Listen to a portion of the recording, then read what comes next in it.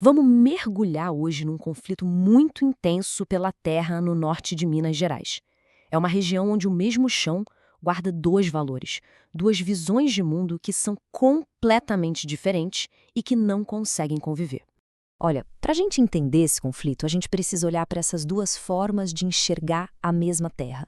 De um lado, a gente tem a visão do recurso. O subsolo é visto como um ativo financeiro, o minério é uma commodity global. Do outro lado, a visão é da terra viva. O solo não é um ativo, ele é a base que fornece água que gera vida. A superfície, nesse caso, é sinônimo de sobrevivência. Bom, para a gente entender bem essa história, nosso caminho vai ser o seguinte. Primeiro, vamos aprofundar nesses dois valores, um chão. Depois, a gente olha para a promessa do subsolo, em seguida para o custo da superfície e, por fim, vamos encarar a ferida aberta que esse conflito deixa. E o que bota mais lenha nessa fogueira, sabe?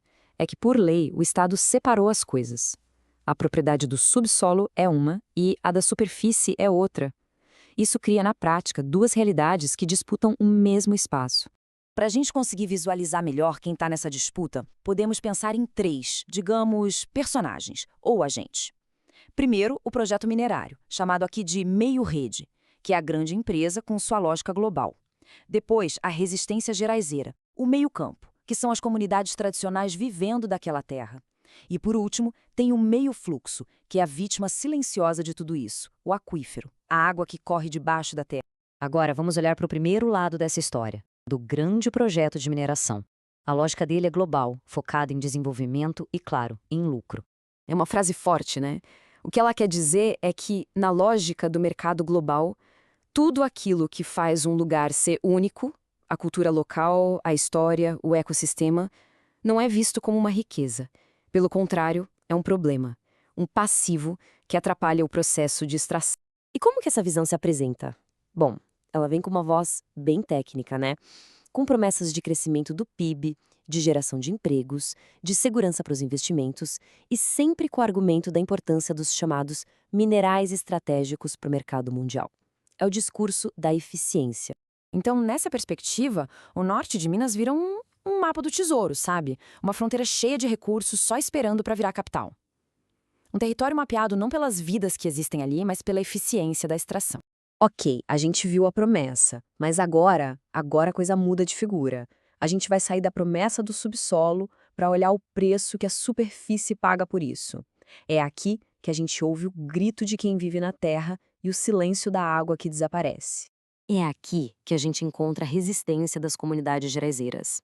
Para esse povo tradicional que vive no Cerrado do Norte de Minas, a terra não é uma coisa que se compra e vende.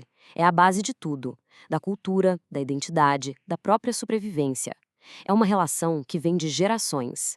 E esse slide aqui, ele mostra perfeitamente o efeito dominó que acontece. Tudo começa com a extração intensiva de minério. Isso leva ao rebaixamento do lençol freático, que por sua vez causa o secamento das nascentes. O resultado final, o colapso da vida na superfície. O que acontece no final, então? Aquilo que ninguém vê lá no fundo da terra tem um resultado devastador e bem visível aqui em cima. Fica impossível manter o gado, a roça, a base da economia e do modo de vida tradicional simplesmente é destruída. Pois é, e com isso, a região acaba virando um exemplo trágico daquela velha expressão, o canário na mina. É um alerta, um sinal de que uma crise ambiental muito maior pode estar a caminho, se espalhando para outras áreas. E esse conflito todo vai se acumulando e vira o que a gente só pode chamar de uma ferida aberta. Uma ferida na terra e nas pessoas. Olha que analogia poderosa essa que está na tela. Ela é muito precisa, porque resume bem a essência desse conflito. É como uma cirurgia brutal que vai direto no órgão de valor, que é o minério, mas no processo destrói todo o sistema que mantém o corpo vivo, que são as águas e as relações da comunidade. E essa cirurgia, essa extração, ela não acontece do nada.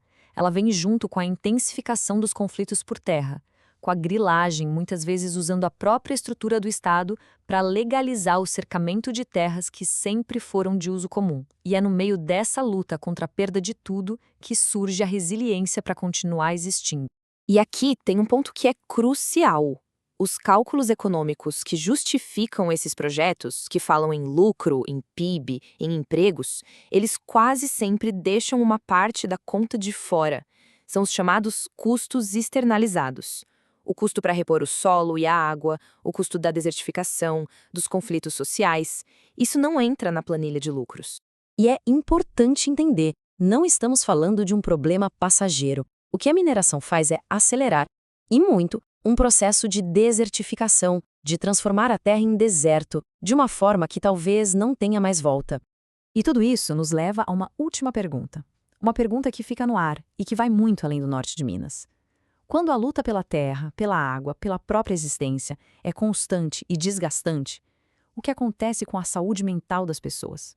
O que sobra do tecido social de uma população que é levada ao limite do esgotamento?